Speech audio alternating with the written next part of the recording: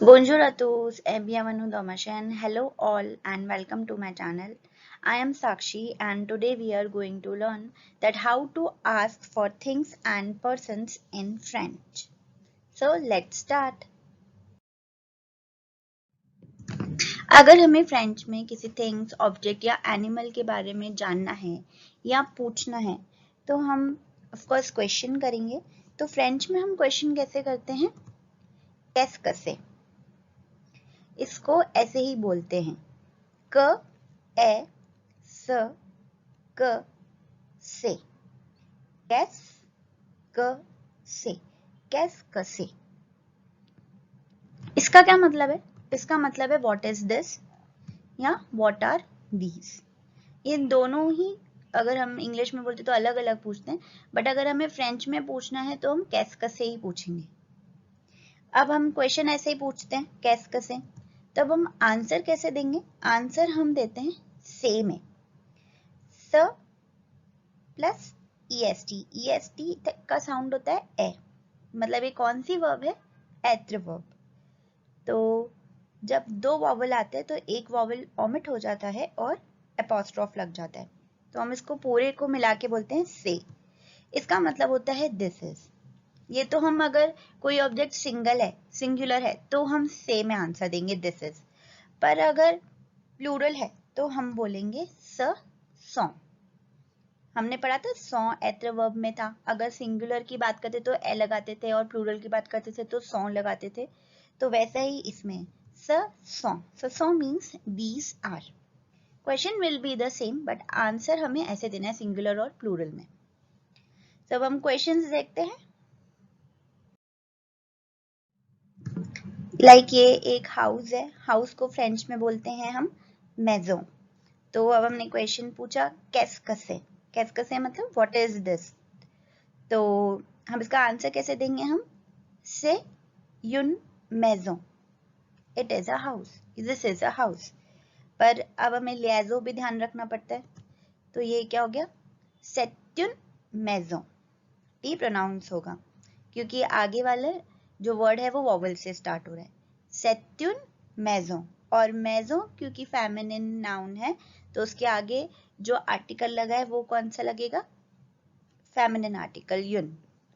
सेट्युन मेजो. एक और एग्जाम्पल देखते हैं. पेन. पेन को क्या बोलते हैं हम फ्रेंच में? स्टीलो. क्वेश्चन पूछेंगे अब कैस कसे. What is this. तो आंसर वैसे ही होगा से आ स्टीलो. ठीक है. अगेन लियाजो बन रहा है तो हम कैसे बोलेंगे? सेटा स्टीलो. स्टीलो मीन्स पेन और स्टीलो मस्कुलिन है तो उसके आगे कौन सा आर्टिकल लगेगा? सेटा स्टीलो. This is a pen. अब हम और एग्जाम्पल्स देखते हैं. अब हम प्लूरल वाले एग्जाम्पल्स देखेंगे. बहुत सारे फ्लावर्स हैं, एक फ्लावर नहीं है. तो क्वेश्चन तो सेम कैस कसे. What are these. तो आंसर क्या होगा? सच सो दे फ्लर. फ्लावर्स को क्या बोलते हैं फ्रेंच में? फ्लर. और क्योंकि प्लूरल में है तो हम प्लूरल वाला आर्टिकल लगाएंगे दे. सच सो दे फ्लर. These are flowers. बर्ड्स. अब क्वेश्चन कैस कसे. What are these. Answer ce sont des oiseaux. ce sont des oiseaux. But अब यहाँ पे क्या बन रहा है हमारा? लिएजो. ce sont des oiseaux.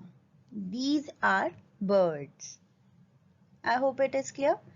अब हम आगे देखते हैं. थिंग्स, ऑब्जेक्ट, एनिमल्स के लिए हमने पढ़ा कैस कैसे बोलते हैं.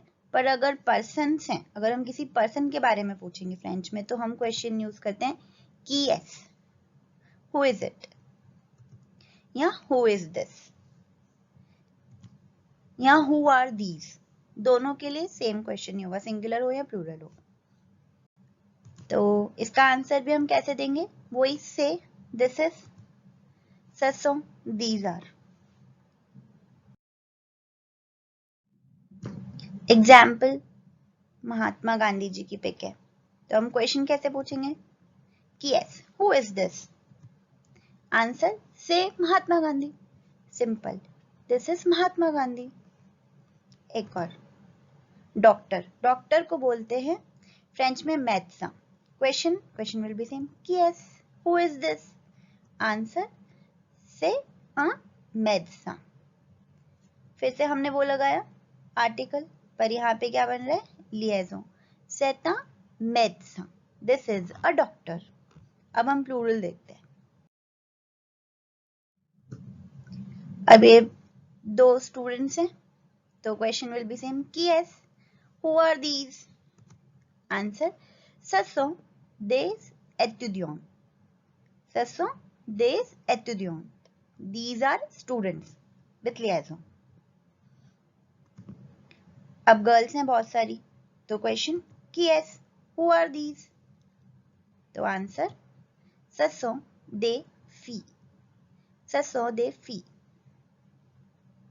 these are girls। so I hope it is clear। बस अगर थिंग्स के लिए हम बात करते हैं तो कैस कसे, और अगर पर्सन्स के लिए बात करते हैं तो की एस। अगर सिंगुलर में आंसर देना है तो हम से लगाएंगे, और प्लूरल में आंसर देना है तो सस सॉ लगाएंगे। It is very easy, keep practising, that's it for today. A bientôt, merci beaucoup, thank you so much, see you soon। If you like my channel, please like, share, comment and subscribe।